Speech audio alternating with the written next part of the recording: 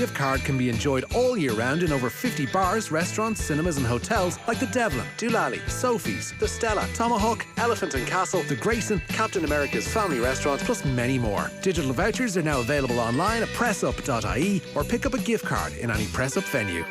You ain't shit! I wish I was 50 years younger and I'd kick your ass. Well, fans can be the harshest critics, you know. And they often are. A wife is often the harshest critic of her husband. I thought I was invincible. That's what you're trained to believe as a sports person. There was 4 million people in Ireland who knew much more about managing football teams than I did. When it comes to music, I can spoof with the best. Your sporting career is the best time you'll have, and you know you have to hang on to it for as long as you like, because everything else is pretty crappy. And this is not lies. Stephen Rothschild has never spoken to Jimmy McGuinness in his life. So the name Nemo Rangers, synonymous with club football in this country, the most successful football club in the country, 7-time All-Ireland club champions, 17-time Munster champions and 21-time Cork county champions, and they're in next month's All-Ireland club semi-finals. And we're going to have a very special panel on it this afternoon, because we are been talking over the last few weeks about the new condensed AIB GAA club championship schedule, with the finals due to be played on the 19th of January, the semi-finals taking place on the first weekend in January. Check out gaa.ie for more information. And I'm joined in studio by 4 Nemo Rangers legends, 3 Nemo Rangers legends. I'm not quite one myself just yet. Maybe one of the days after this, perhaps. Dinny Allen, very well known, won 4 Club All-Irelands with Nemo in 79, 82, 84 and 89. 6 Munster crowns, just the 8 Cork county titles, and of course an All-Ireland winner as well, with Cork captaining the side under Billy Morgan in 1989. Ephie Fitzgerald won Club All-Irelands as a player with Nemo as well in 82, 84, 89 and 94. Currently the Cork ladies football manager, won an All-Ireland in 2016 with the Cork ladies footballers. And Alan Cronin, who is currently playing with the Nemo Rangers side, who are the current Munster champions, played his 50th championship game for Nemo in the Munster final win over Clonmel Commercials. Thanks for coming up to Dublin, lads. No problem. Thank you. So for anyone who maybe doesn't know the geography of Cork, Dinny, where exactly is Nemo base? What's the catchment area? Well, the catchment area now in the last, say, 17 or 18 years is part of Douglas. We moved about 600 or 700 yards. We were closer to Turner's Cross, whereas synonymous with soccer and all that sort of thing. But so, Turner's Cross was considered our area, but it's an old area now, so we just had to get out of where we were anyway, because even though we won a lot of All-Ireland clubs in the area, we had only one pitch and there used to be 4 or 5 different teams, so we did remarkably well. We didn't, since we moved, we haven't won any All-Ireland clubs, so I don't know what the training methods. You're better off with the one pitch, were you? I think we were, or something like that. It worked anyhow for us that time. So it's basically Douglas, ourselves, Turner's Cross in the south side of the city. Soccer and all that kind of thing, you say, but Turner's Cross was once Nemo Rangers' home? Turner's Cross area was... But the actual pitch itself, I think back in the 30s? Itself, yeah, back in the 30s it was, and I think we got out by mistake out of it, really. And well, there's different theories about it at this stage, but I think we left it go for relatively easy at one stage, you know. So anyway, that's the way it is. Where we are now, you know. Ephie, the level of success Nemo Rangers has had over the last few decades is quite simply incredible, particularly the way they can turn Cork county championships into winning Munster, 21 in Cork, 17 in Munster now. When you think back to when you were starting out as a young lad going in and playing Gaelic football, what was Nemo like then? Was there an expectation that this was a place you'd go and achieve your dreams and win a lot of medals, or was it more you went down with your neighbours and just did it for the love of it? That was it, exactly. I mean, I was involved in an underage team. I don't think we hardly won a match for 7 or 8 years, and that had been the ethos of Nemo.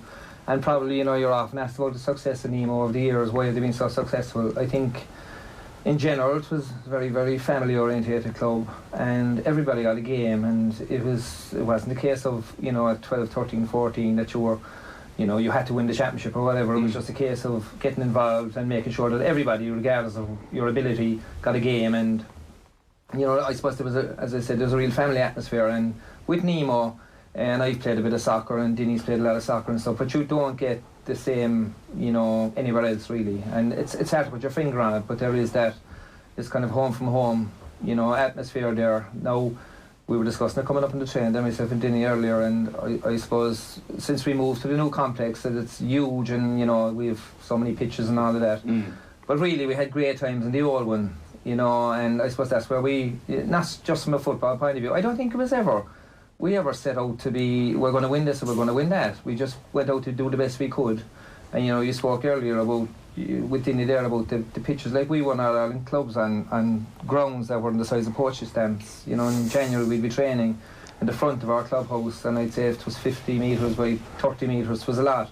So, but it was just that we had that kind of spirit and we had that togetherness, and, you know, if we won, we enjoyed it, and if we lost, you know, we probably enjoyed that as well, but not enjoy the losing. But in terms of us being together as a group, and, you know, it was always a very great comfort to be able to go to Nemo, go training, you know, go home, and, like, you had the ladies committee, you would, like, Dinny's father was one of the, I suppose, not the founding members of Nemo, but he would have been instrumental in moving from one place to the other in terms of raising funds and that kind of stuff. So it was also very, very, you know, handed down from generation to generation. So all in all, to go back to your original question, it was never about the medals, really, or about the success, you know. And people would say, it's well, always easy to say when you have them, though. Yeah. But it actually isn't. It's never about that. I mean, I don't know about you, I don't know where my medals are, really, to be honest about it. It doesn't really... Then you have them in the front room, do you? I have them in the front room. There's one out in New York, and there's one in Turner's Cross, and I have the other. I have another couple at home, all right, but I know where they are, all right, you know, that sort of thing. But you're not looking at them every day, though. No, I didn't shine them up now for about 4 weeks, I'd say. Yeah. That generation to generation, Alan, that Ephie talks about, very much the case, I gather, in your family? Yeah, it is. I have two brothers playing at the moment, I suppose, and then, which is unbelievable to have involved, but I suppose to give you an idea of where the family nature of the club is, someone said to me, geez, must be unreal, like 3 brothers in the one team. There's no doubt that's one of the first times, and I was kind of going, actually there's 3 other brothers on the team and their father's the manager, so you know, they've won up on us straight away. It's that kind of way. It's always been the case that, like, your best friends were down the club and you were just going down knocking around. My granda would have been involved, my uncles would have been involved. It's just kind of all you know, I suppose, really, and you'd be looking up to the 2 lads. Like, Dinny would have managed us junior hurling, and fellas would say we're not a hurling club, but then you would definitely tell you otherwise, and you wouldn't be telling them you were skipping anything to do with hurling. And Ephie brought me onto the senior panel in 2009, so I suppose there's just always that thing of you're looking up at the generation above you and thinking, I'd love to be as good as them. What are the main rivalries then down in Cork? We were down in the bars last summer doing a show, and a lot of the conversations was more hurling based, were around their rivalry with Glen Rovers and the epic games they had through the years. Who are the rivals? Who are the local rivals and the games that stand out over the years, Dinny? Well, the Bars would definitely be rivals of us, or we'd be rivals of them. You know, like, we came in, like, they were winning counties in the 40s, the 50s. They won a lot of counties, and coming into the 60s, we didn't arrive on the scene until we got into a few semi-finals of counties in the late 60s, but we weren't, and it took us until 1970 to get into our first county final, which we lost.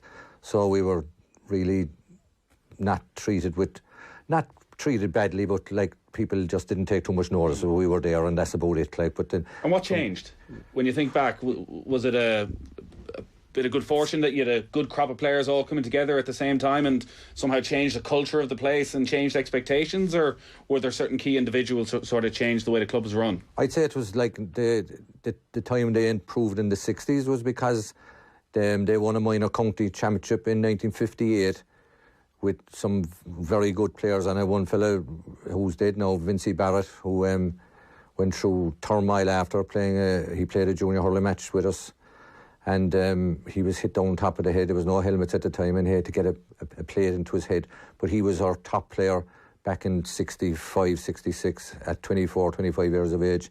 He was the guy that was going to bring us into the 70s, which was before our time, but he just never played again after that. He was lucky to live, and he got through it after 2 weeks or so like that. So he was one of our fellas that delayed us a bit more, because he was playing for Cork hurling and football, that sort of thing, and he was a brilliant man. So that slowed us down. And then the minor team that we played in 1970, which produced, like, in 2 years, there was about 7 of that minor team in 70 were playing senior for Nemo, and that definitely boosted us on.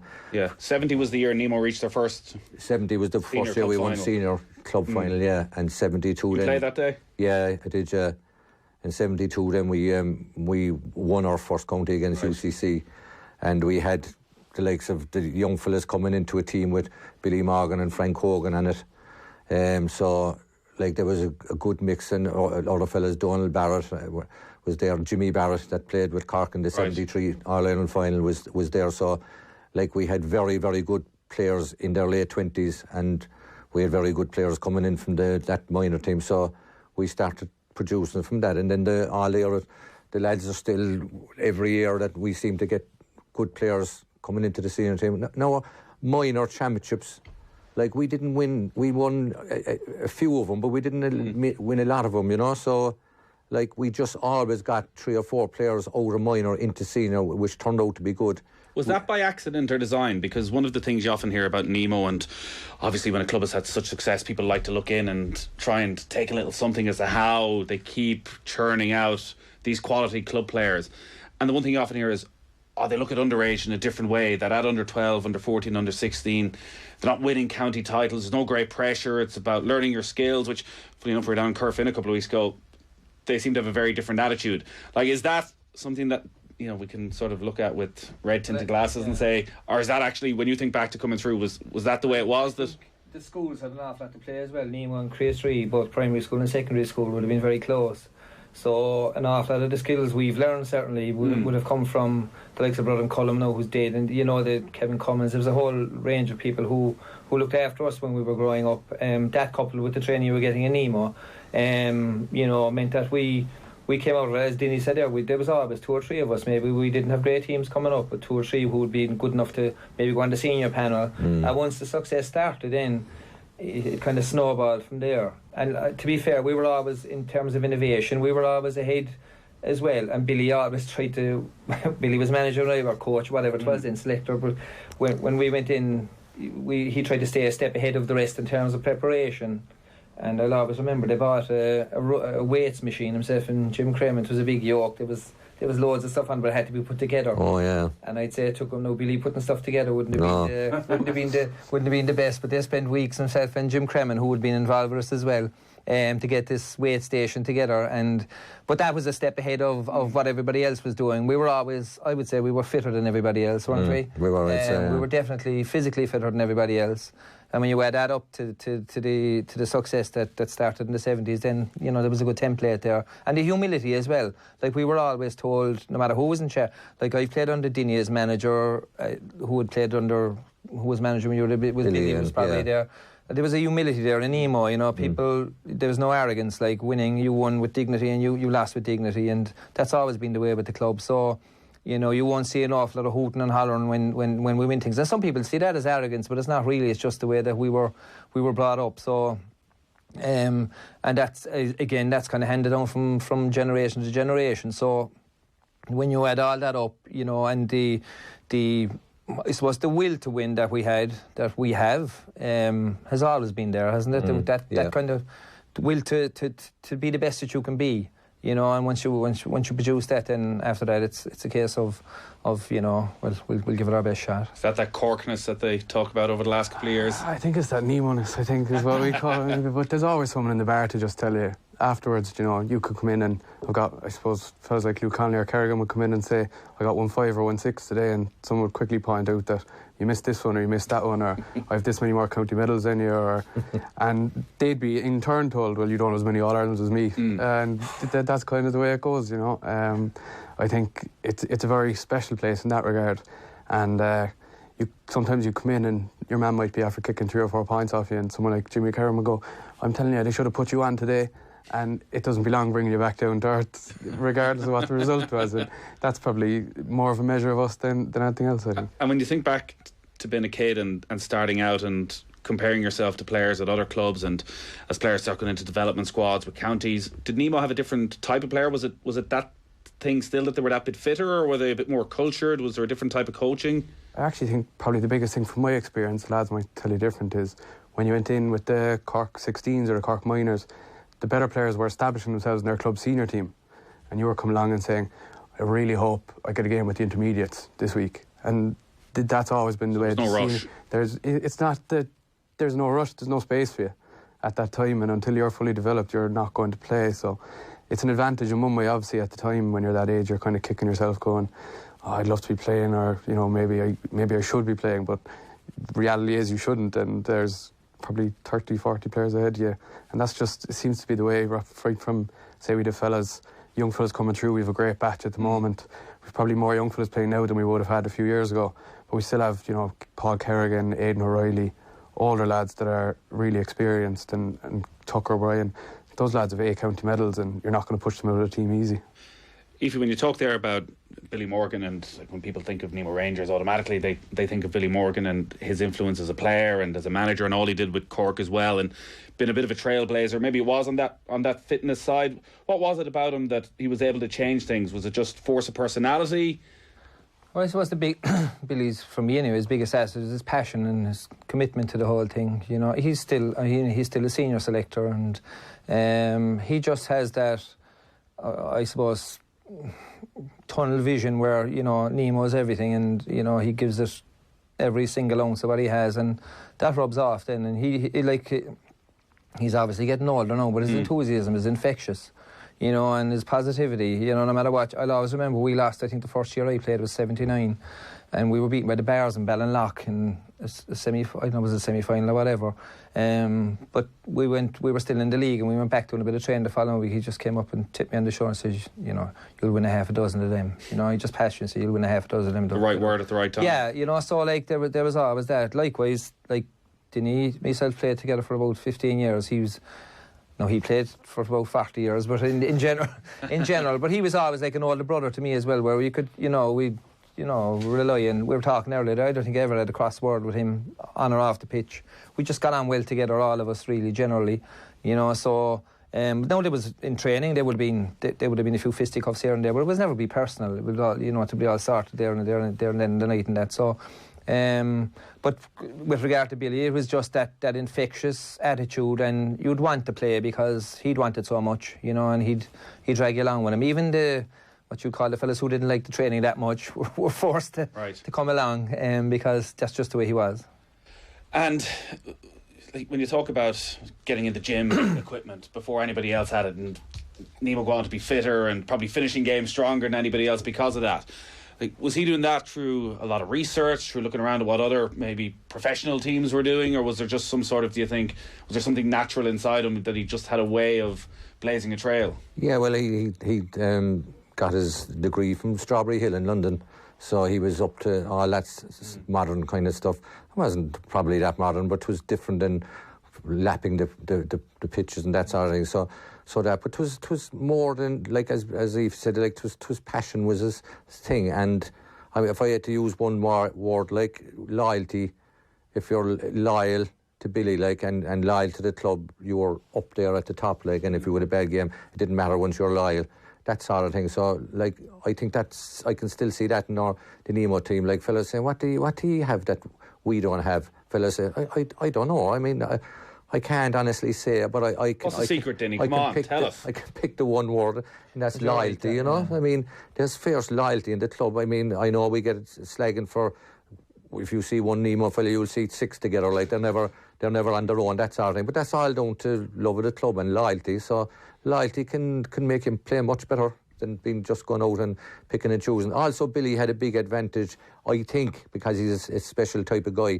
He could play the match himself, obviously, and also manage the team. That's a very hard thing to do. I mean, you wouldn't hear of it now. I mean, people say, what, he played... I know he played in goal, but it was the same thing. He had to go out and play in goal, and he had to manage the team as well and come in at half-time and discuss this and discuss that. And I remember one day, actually, he left in a soft goal, I suppose, against St. Michael's. I think it was Ray Cummins got it against him, actually.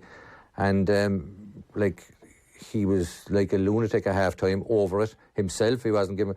And, he was able to settle himself down at half-time and go on and produce a great display in the second half, stopping a penalty in the second half, So, like, that is a difficult thing to do. But if you can do it, the players will listen to you more because he's playing as well. He's not just on the sideline saying things. He's saying it and he's playing. So that carried a lot with us as well, like when Billy spoke that way, How big a part of your life was the club when you were a kid, when you were a teenager, and like, thinking back to 1970 and playing in a county final for the first time, and I think it was a pretty dramatic game in the end that you lost. It was was your life very much revolving around everything that was happening at Nemo? It was. Everything was like, I mean, it was like fierce exciting and you loved it. I mean, it's not that you were burdened with something or anything. Like, it was just fantastic to play in it. Because it's hard to imagine now, like county finals come around quite a bit for Nemo Rangers. At the time, what was the attitude like getting to a first county final? Well, the attitude in 1970 was diabolical. I mean, there was an era of depression around Turner's Cross after getting to a first county final. We were, remember, with 5 minutes into the second half, we were 9 or 10 points up. I actually got a goal from, I think I must have had great eyesight, behind the old athletic grounds 'twas now, and a few young fellas set fire to the grass behind the goal, and it was all smoke billowing everywhere.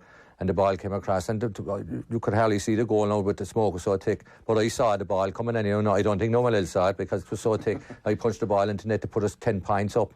We lost the match by a point. I mean, that. Who were you playing? We were playing Muskerry, which were a divisional team.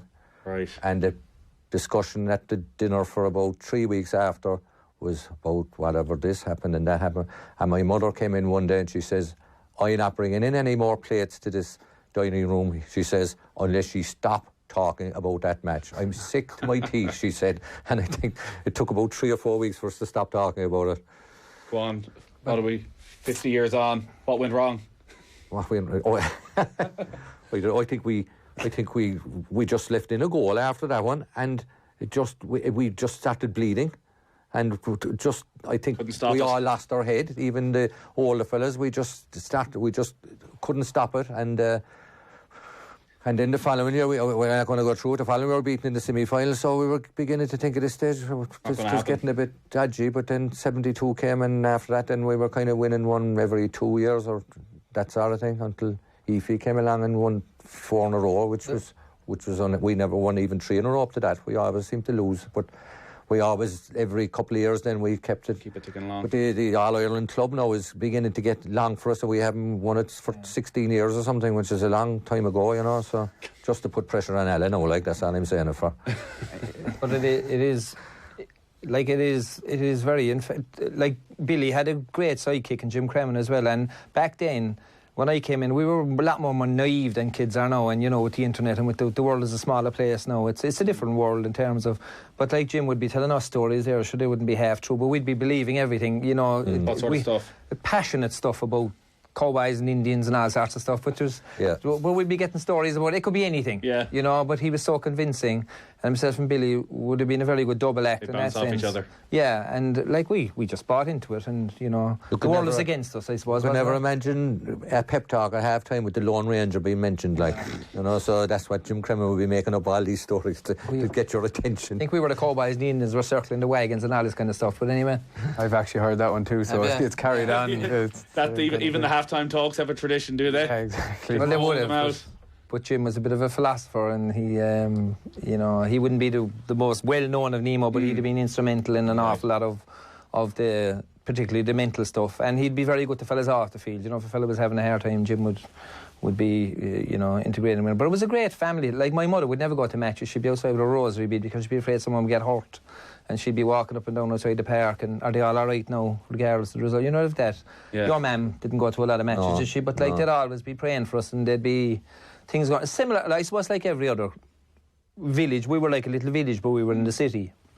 Yeah, and because you're in the city, maybe people on the outside don't appreciate that it's just as important to the community as it is to a rural place out in West Cork, that actually it's still that coming together on a Saturday night for a match or a Sunday, that it very much keeps that tie together, that even 50 years on you're still talking about games. Well, it was all of us, and we'd still be friends, and we were up looking at it. Now the two of us would be up at the back of, if it's in Parky Ring, we're standing together looking down, looking at it. So it moves on, everything moves on. But but the new generation, certainly they've been doing us proud. It's difficult, and I think Corofin, to be fair, have been as good a club team as I've ever seen. I have to say they're absolutely magnificent to look at. They're physically very strong, fantastic brand of football, etc., etc. But that's the challenge now for our guys. I suppose you would us, you would Crossmaglen.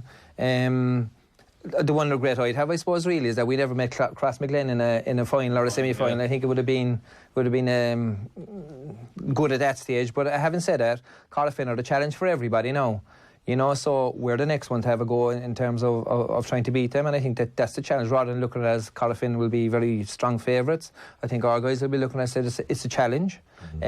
We got a lesson from them a couple of years ago, but this team has matured, and I think we're better now than what we were then. So it's a challenge that everybody in the club is looking forward to, and as I say, we're a bit long in the tooth now to be passing much commentary, but I know the lads train very, very hard, and you know they're looking forward to the challenge, and I do think that whatever the result will be, that Nemo will give a very good account of themselves. There's your pep talk, Alan. No, I suppose it's kind of funny in a sense. Like, we're going out to play probably the most complete club football team I've definitely seen in a couple of weeks' time, and I'm sitting here saying how great Nemo are, which is I'm sitting here saying how great Nemo are, but that's probably a testament to the lads. Obviously, the last time you played Corofin, it didn't go well, but when you're going up against the club like Corofin, who everybody just talks about the brand of football more than anything else, that there's no blanket defence, it seems they teach everyone to kick the ball off both feet, all the skills are there, they can execute it. Like, their best performances have been on All-Ireland final day quite often, that most teams would go out and try and stop that they would have to almost go with a blanket defence, go and change their style. Is that the Nemo way? That without divulging all your tactics of what you're going to do, because I'd imagine there's an internal pressure within the club of, well, if we're going to go out, we're going to go out fighting, and we're going to play the way we've always played, and we're a big club and we don't bow down to anybody. I think the pride thing for us is huge, obviously, but we go back to kind of the first rounds of the county championship, and we were looking at the strengths and weaknesses of every team. There's no team that you can take for granted, because every time we seem to take our eye off the ball, we get a nice hiding, and we're going back to the club with our tail between our legs. So no, we've looked at them, and I'm sure they've looked at us and looked at a few things, but we've such pride and belief in ourselves. I suppose at the end of the day, we wouldn't see ourselves as underdogs in any sense, but by the same token, they're a serious side, obviously, and they've done it on the big stage, like you say, where we probably fell down last year, and we have to rectify that, hopefully. The Saturday Panel on Off the Ball. This Irish success story is brought to you by Guaranteed Irish. Home to Sean O'Casey and W.B. Yates, Mountjoy Square is also home to DID Electrical's first store since 1968. Now employing 350 people in 23 stores nationwide and online at did.ie. DID continues to deliver, install and demonstrate the latest appliances and technology. Guaranteed Irish welcomes companies that are altogether better choices for our communities. So look out for it. Guaranteedirish.ie. Altogether better. At Renault, we're on a mission to drive down carbon emissions. So we created Renault Carbon Rewards, rewarding you for choosing a cleaner car with savings of €3,500 guaranteed on the all-new Renault Clio. For more rewards across our cleaner Renault range, visit Renault.ie or drop into your local Renault dealer today.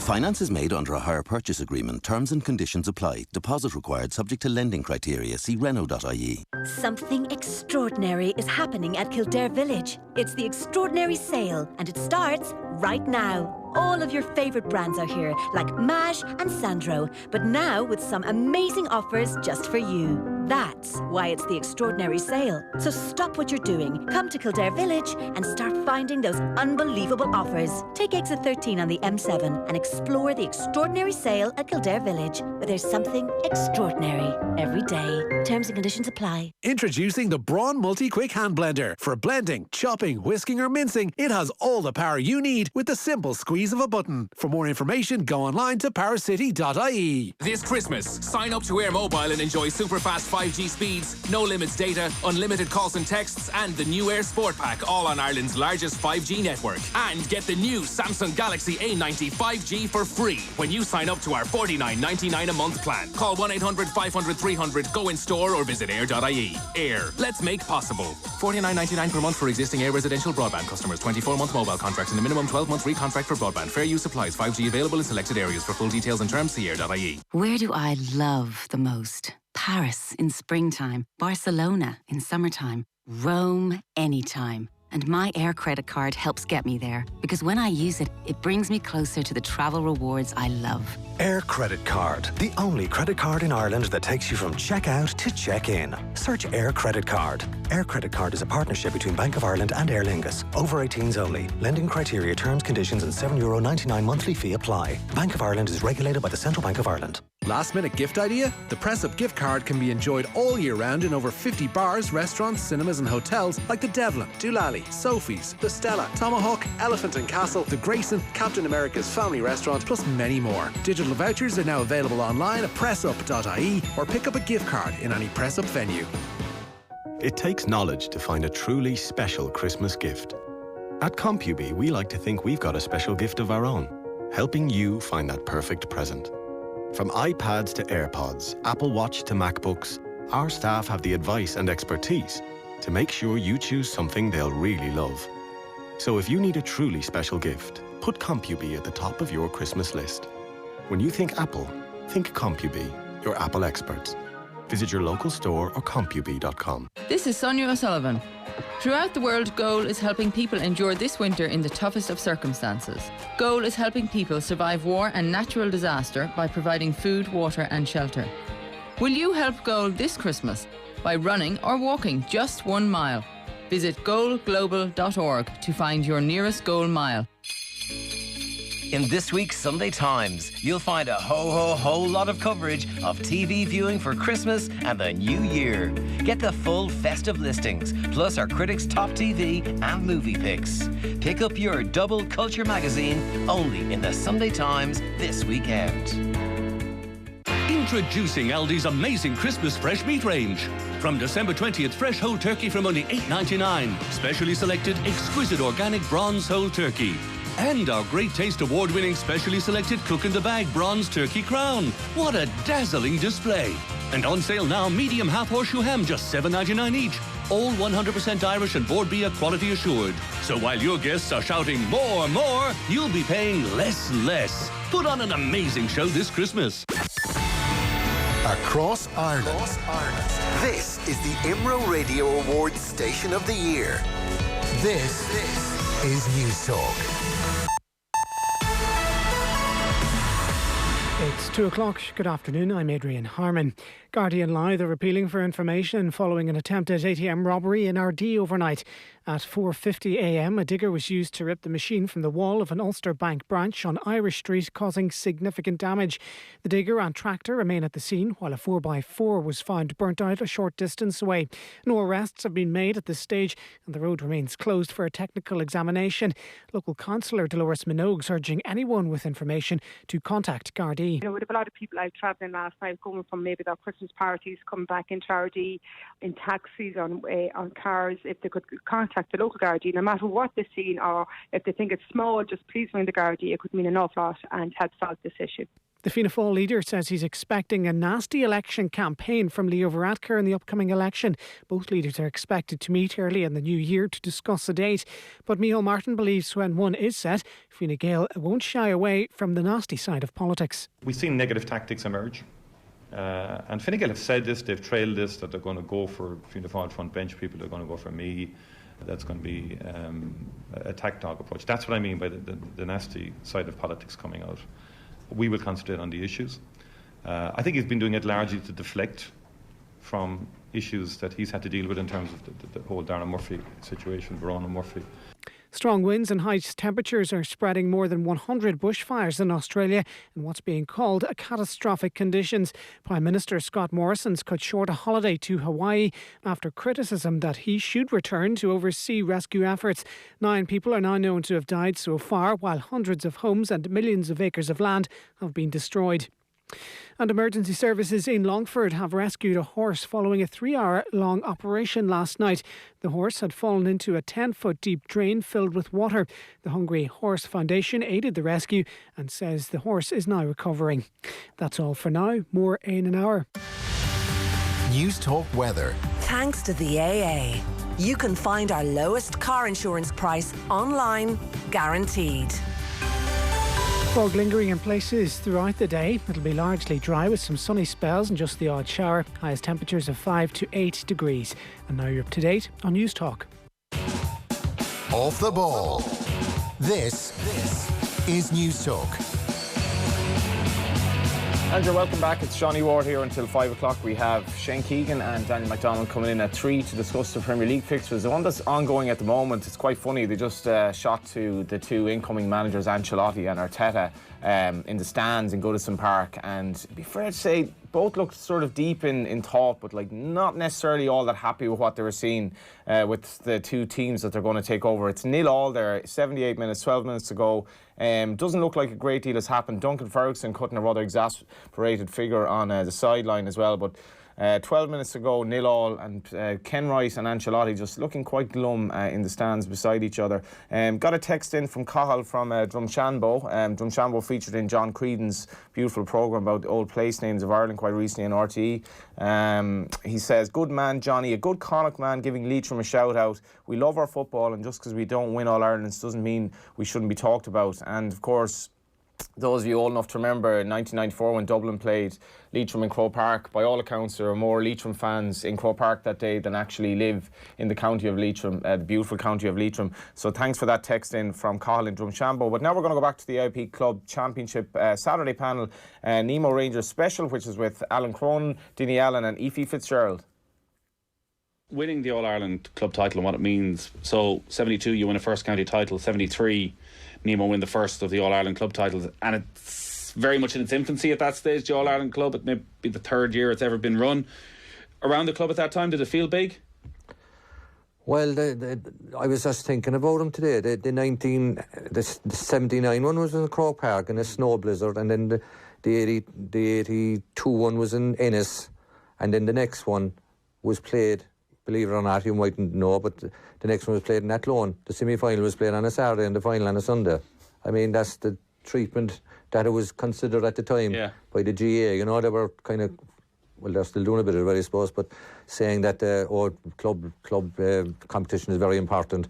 But like, that must have been the dregs that time. I mean, playing St Mary's like on a Saturday, and then we had to go out Sunday and play against Walterstone.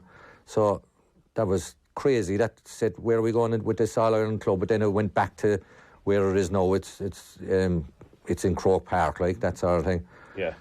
So around that time, would Billy have an ambition at the start of the year of we want to go out and prove we're the best team in the country, or actually is winning Cork enough? No, definitely not. It was going all the way, definitely. Yeah.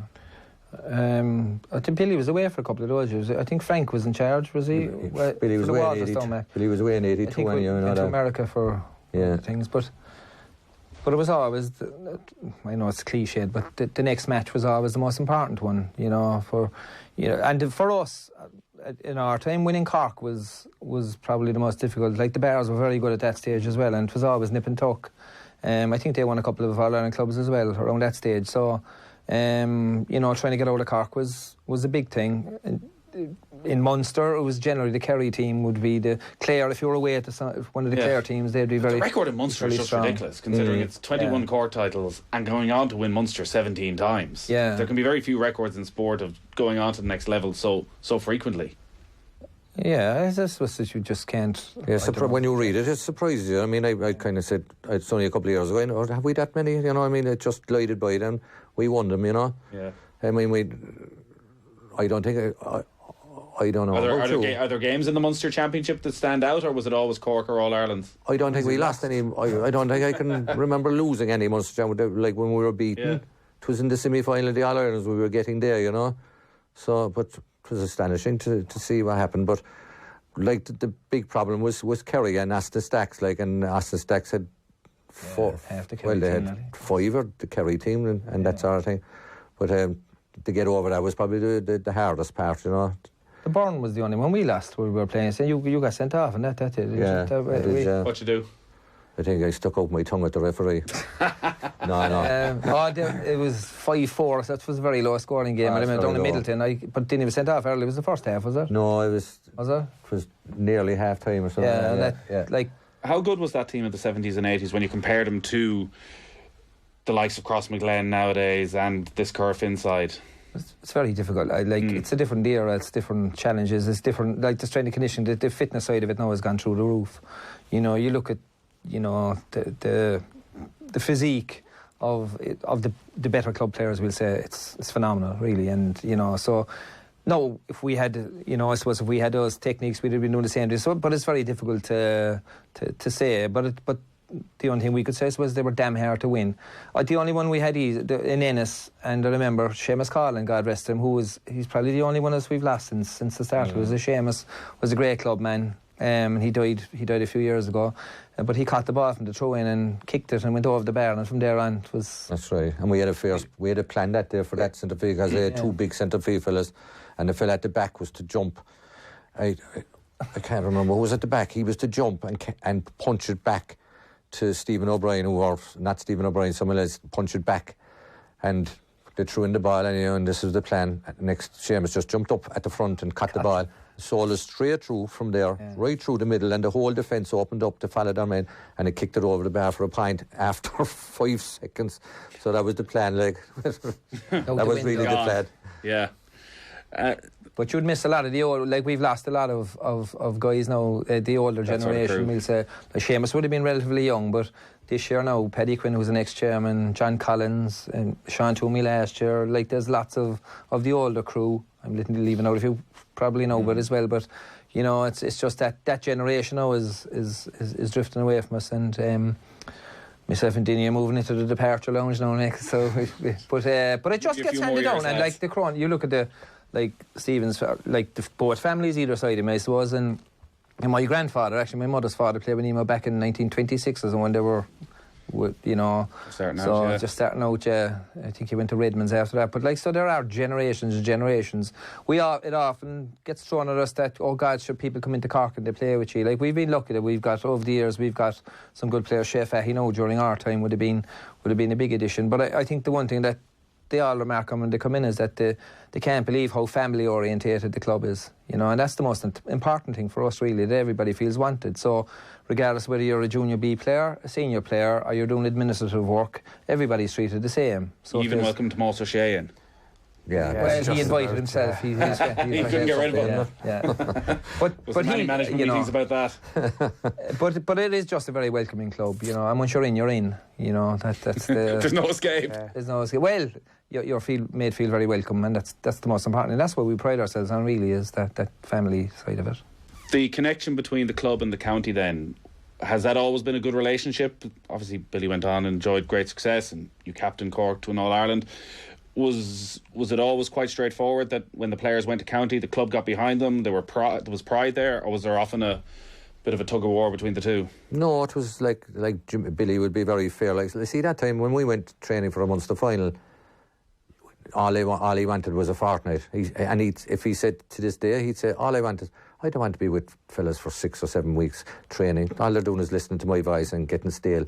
All I want is 2 weeks for them. So there was never any problem that time. Then the lads, if the lads weren't on the Cork team, they always seemed to have 20 odd training that time, and there might be 3 or 4 or 5 of us down with Cork, which was it was always only for a fortnight because we never won anything. Junior players would come up too to make up the numbers. Junior intermediate players would come up to make up the numbers. But there was only 2 matches a Munster really that time, wasn't there? For us anyhow. Yeah. And that was it. Summer over. Yeah. And then even if you got over, 3 or 4 matches would see the year out. Yeah. So it was never a big issue. No. Billy would be saying that when he's with the college, he wouldn't look for fellas at all, and you can see the Kerry lads have a real kind of graw for Billy when they get involved. They go through a brick wall for him. There was a fella, we won the Sigerson in 2014, and he kind of said, geez, there must be something special about you, Nemo, because I go through the wall for your man, and he kind of nodded towards Billy, and he said, and I'm number 36. So that's kind of the attitude, you find it hard to get fellas to buy into anything, but Billy and the lads too just always seem to have a way of getting fellas to buy into something, and again that kind of comes back to the family ethos of the club, I think. I heard is it an unwritten rule that the county players have to come back, and even though they mightn't train with the club, they need to be around for the training sessions? Yeah, I think there's unwritten there. That would happen anyway, Yeah. They should be doing it they're expected that they should be showing their face, but which they do. They didn't have to be forced on them, but because I've seen them out there themselves. But just in case that they didn't, it was said out there that we'd be expecting you to be around from time to time, on Tuesdays and Wednesdays and Thursdays. But club comes first, and you played with Cork a lot longer than any of us, but it's a different kind of a dynamic with Cork in the sense, you're they're your mates, but they're not your real mates in the sense of you know, you're there because you're a very good player, and you know there's a certain bond there. But with the club, it's particularly with Nemo, you'd feel you're letting people down if you weren't at the sessions. It might never be said, but you know, you'd feel obliged to be there. You know, so and that's very important as well. I think for the, you know, a lot of it now has got, I suppose it's kind of elitist, and I hope we never reach a stage where like the rugby lads, where they're just taken away and they're more or less playing with the Munster lads play when now, you know, they're paid, and so it's different. But like that kind of thing where.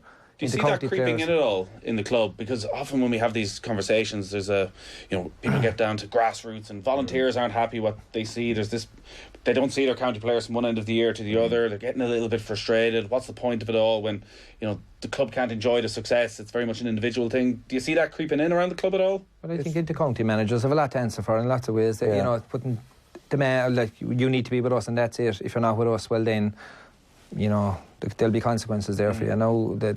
You know, I think, again, I know they're trying to make changes in terms of the calendar and that, but, you know, you have to give the club, I mean, the club is where you start, it's where you finish, and it's very, very serious. At the level these guys are playing at, it's every bit as serious as the inter-county stuff, you know. They'll train every bit as hard as Cork will or anybody else will, so it's just getting that fair crack. But I think the Nemo lads will be strong enough to stand their ground with that.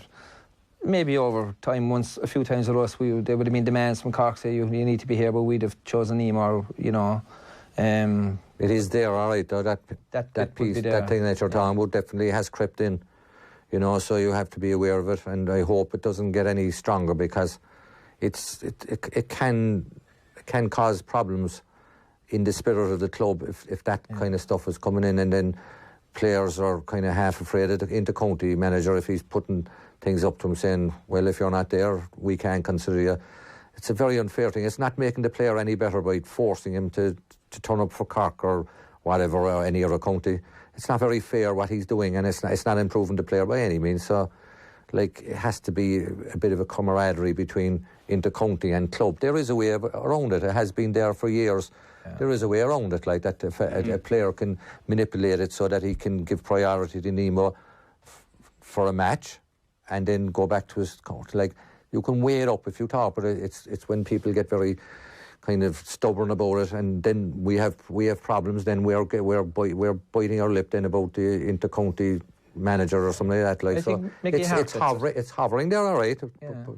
You know, so Mickey Hartlett's, as far as I know, lets his players play a lot of club football, and you know they're not doing too bad. I think Brian Cody does something similar. Brian Cody, I was just going to say Brian Cody. Yeah. I think though, to be fair to our lads, and one of the Clonmel fellas said it. Seamus Kennedy said it in an interview before we played him. He said, we played Nemo on a bank holiday Monday in a challenge game, and he said we turned up with half a team, and Cork had played on the Sunday, and the Cork 20s had won the All Ireland on the Saturday, and our Cork 20s were with us. And all our Cork seniors were with us, above in Clonmel, on bank holiday money for a challenge game. So you couldn't fault our fellas in that regard. They're, each and every one of them are mad keen to get back, and that kind of attitude drives everyone on then too, you know. Yeah, in a way they probably shouldn't be put in that position, that there should be such a separation of the calendar, that they're, you know, probably the risk of injury is higher than it needs to be at that stage of the season.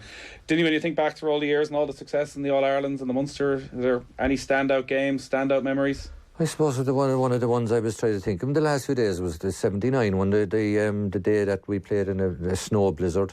I mean, I was full forward and I couldn't actually see the other side of I couldn't see the goal down the other side of the pitch. Now, at half time in the match, I think we were 4 or 5 points up, and we were saying this match is going to be abandoned. And we came out for second half, and he didn't abandon it. He left it on. We're going to keep going, lads. So, and we were 5 points up. So, no way. And it got worse in the second half. Colin broke his leg, didn't he? Colin Murphy broke his leg. Yeah, that's right. Yeah. But like it got to the stage where, oh my God, he's going to abandon this match. But he never did. But it just a kind of a funny story came to me when I was thinking about the snow. It was about Paddy Sullivan. You saw was bring a bottle of 7-Up with brandy and port inside it for someone before a match. He'd either to give you a bit of drive in your stomach, or if you felt a bit jiggy before a match, it didn't have to be snowing or anything, but he'd give you a little some. And I never tasted it. I saw it being passed around to 2 or 3 fellas. So this is the day. What about the revelation we're getting here now, Dinny? I'll be getting involved. So, anyhow, I said to myself, it was so cold that Paddy would always offer to me, and I never took up at this day. I said, I'll have a little lifter over it, seeing as it's snowing outside. So I had a little lifter, and that was grand, and I played away the first half.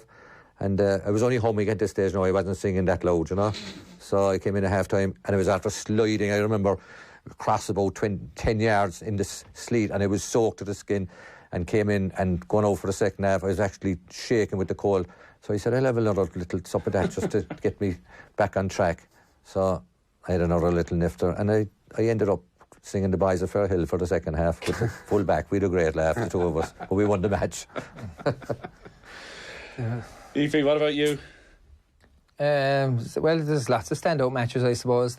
One of the matches I remember was a horror show. Was in Ballinlough when we played Killarglen. Remember, it shouldn't have been played at all. Yeah. It was the coldest, absolutely the coldest day I think I've ever come across. We were praying that the game would be called off. It was the week after the county, wasn't it? Yeah. We won the replay consequently in Kerry, but it was that game always stands out in my mind. We actually nearly got pneumonia. It was just horrendous. But the biggest enjoyment for me was just obviously being involved and being blessed afterwards. When you pack up playing, I was involved with Billy for a good few years, as selector and stuff, and then managing the club, which was very, very proud. I mean, 4 in a row county titles. Yeah, but even outside of that, just the fact of managing Nemo, there's a privilege few really have done it over the years, and like the responsibility of that, and the fact that it would be given to you, by the club, because it's voted on by the club members every year. So, and again, with that, I got great help from, Billy came with me for the first year when I was there, I think first year or two maybe. So there's always that little bit of extra advice there for you when you took a reign like that. So, but how tough was 08 to take against Vincent's? Yeah, it was very tough. Because funny enough, we were in Vincent's at the end of last summer. Mickey Whelan obviously looks at it very differently, in that his men, for years, he'd sort of held on to the failures of being Dublin manager, and this was some sort of sweet release that finally he was able to go and get that All Ireland. Like, the fact that Nemo haven't been able to get there since, is it something that still gnaws at you, or the fact that you've won the All Ireland with the ladies, does it? No, none of that. People with me, I suppose, in terms of victory, it'd be funny enough. Like, when you win something, it lasted a couple of days, and you have a nice time that. When you lose something, that did last a lot longer. I felt, there was refereeing decisions and stuff that I felt went against us towards the finish. Not a lot of extra time played and all of that. But at the end of the day, when you reflect on it, we didn't start well, and we were 6 points down, I think, at half-time, but our response was excellent. So I couldn't have asked for any more to play. But I don't tend to dwell on matches like that. What's the point? The game is over.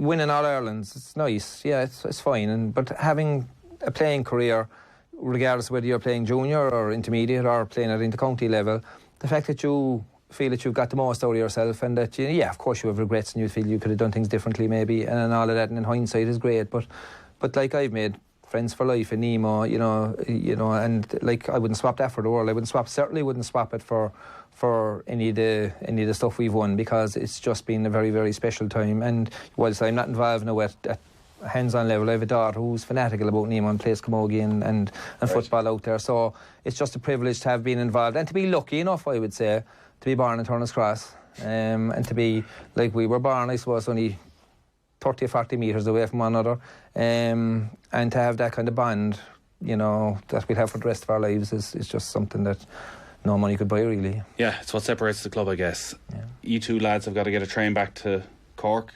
Couldn't be spending the night in Dublin. I tell you now, I was going to drive up, but my good friend Dennis here decided we'd get the train. And if we tummed, we'd have been up about 3 hours quicker. He charged me for the petrol in the car, where I get free travel on the train. Oh yeah, Dinny has free travel, and I'm his assistant.